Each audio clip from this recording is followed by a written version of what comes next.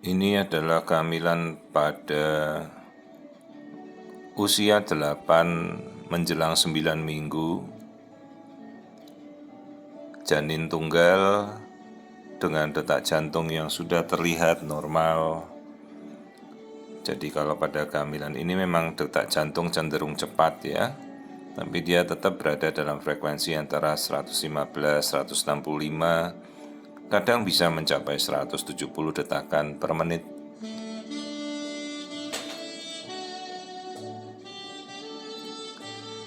Nah, ini kemudian kita lihat bentuk-bentuk dari embrio, kita bisa lihat dengan jelas. Perhatikan struktur dari embrio pada awal 8-9 minggu. Itu ada bagian yang seperti bulatan di arah jam 5, yaitu adalah yolk sac. Kemudian ini baru muncul tunas tangan, tunas kaki, tali pusat. Jadi kalau yolk sac itu adalah struktur di luar selaput ketuban, jadi dia fungsinya menjadi cadangan makanan bagi janin selama 3 bulan pertamanya. Itu namanya yolk sac. Kemudian ini adalah kepala, dan ini adalah tunas tangan, ini tunas kakinya ya. Itu sudah bisa kita lihat dengan cukup detail pada usia 8 menjelang 9 minggu. Itu adalah umbilical cord.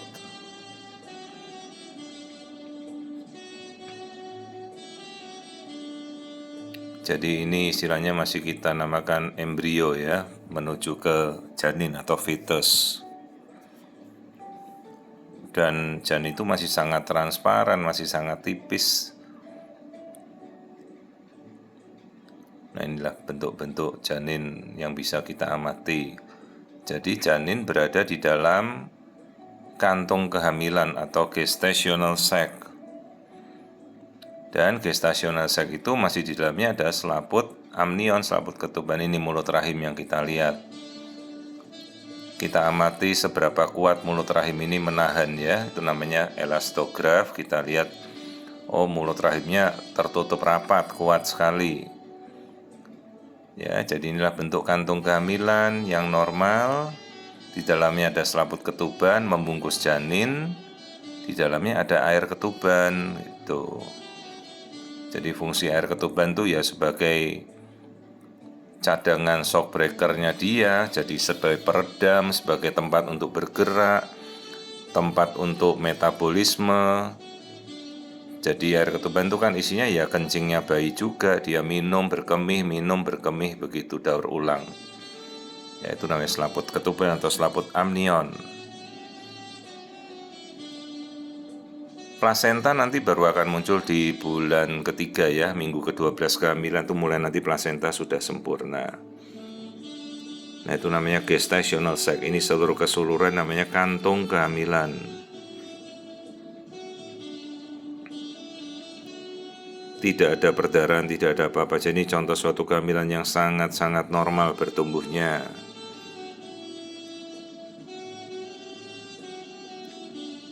Ya, kita sudah bisa melihat struktur janin dengan sangat jelas. Nah, ini dia, kita rekonstruksi kondisinya. Janin dalam kantung kehamilan, dalam selaput ketuban itu yang membungkus bulat itu ya. Jadi umumnya memang kantung ketuban itu bentuknya bulat. Nah, kalau kantung gestasi, kantung kehamilan juga bulat, tapi biasanya hati-hati pada kasus yang tidak berkembang, bentuknya jadi tidak beraturan.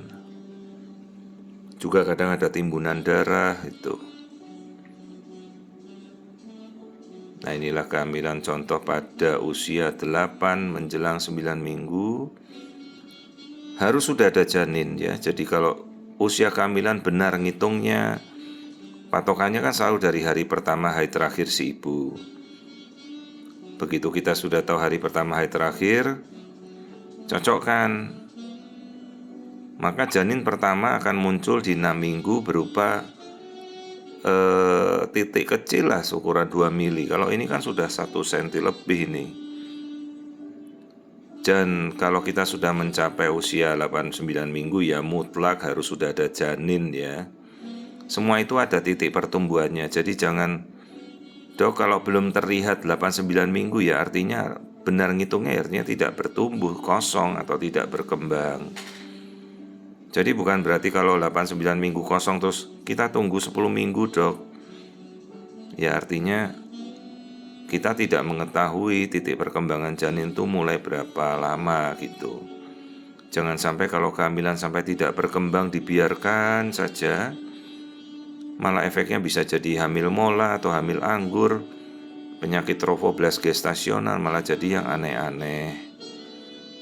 Perhatikan ya, ini aliran darah, detakan jantung sudah terlihat. Jadi kalau 8-9 minggu ya mutlak sudah harus seperti ini kondisinya ya.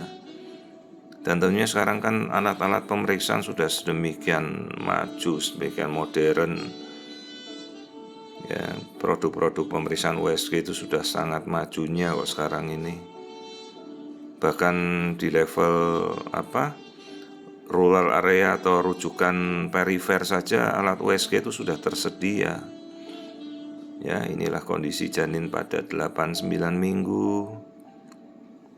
Tinggal bagaimana kita memakainya, selalu harus kita sesuaikan dengan legalitas, kompetensi, keahlian dari yang memeriksa. Ya, itu selalu yang harus kita tekankan.